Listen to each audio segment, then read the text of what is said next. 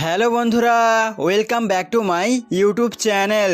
So আজকের এই ভিডিওতে আমরা আলোচনা করছি নবম শ্রেণীর ফাইনাল পরীক্ষার কয়েকটি বাংলা প্রবন্ধ রচনার সাজেশন নিয়ে, এবং এই রচনাগুলি তোমরা ভালোভাবে প্র্যাকটিস করলেই ফাইনাল পরীক্ষাতে 100% প্রবন্ধ রচনা কমন পাবে, গ্যারান্টি দিচ্ছি।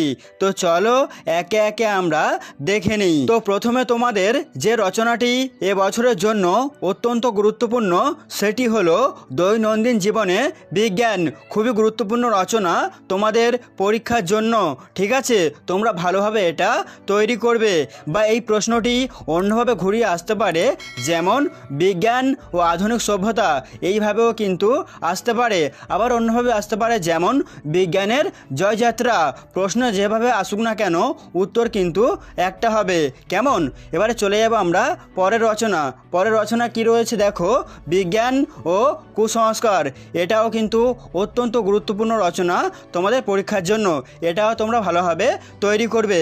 তারপর রয়েছে দেখো ছাত্র জীবনে খেলাধুলার ভূমিকা বা প্রয়োজনীয়তা, এটাও তোমরা ভালোভাবে তৈরি করবে।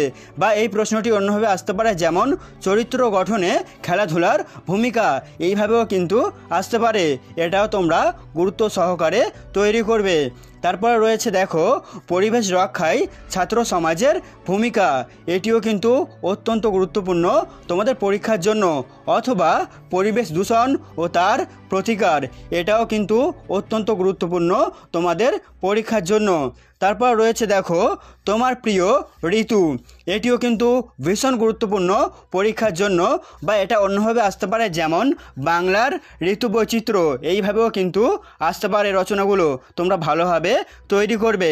তারপর রয়েছে দেখো বাংলার উৎসব, এটা কিন্তু মোটামুটি গুরুত্বপূর্ণ। তারপর রয়েছে দেখো তোমার প্রিয় কবি, বা দিতে পারে তোমার প্রিয় সাহিত্যিক, বা দিতে পারে তোমার প্রিয় লেখক, এটাও কিন্তু ভীষণ গুরুত্বপূর্ণ, তোমরা ভালোভাবে তৈরি করবে। 1.8 রয়েছে দেখো একটি গাছ একটি প্রাণ, এটা মোটামুটি গুরুত্বপূর্ণ। 1.9 রয়েছে দেশ ভ্রমণ, এটা তুলনামূলক কম গুরুত্বপূর্ণ। বা এই প্রশ্নটি অন্যভাবে আসতে পারে, যেমন একটি ভ্রমণের অভিজ্ঞতা, ঠিক আছে? তো বন্ধুরা, প্রতি বছর তোমাদের ফাইনাল পরীক্ষায় বিজ্ঞান বিষয়ক এবং পরিবেশ বিষয়ক একটি করে রচনা থাকে। তোমরা এই দুটি বিষয় ভালোভাবে তৈরি করলে রচনা কিন্তু কমন পাবেই। তো ভিডিওটা আর বাড়াবো না, এখানে শেষ করছি। ধন্যবাদ।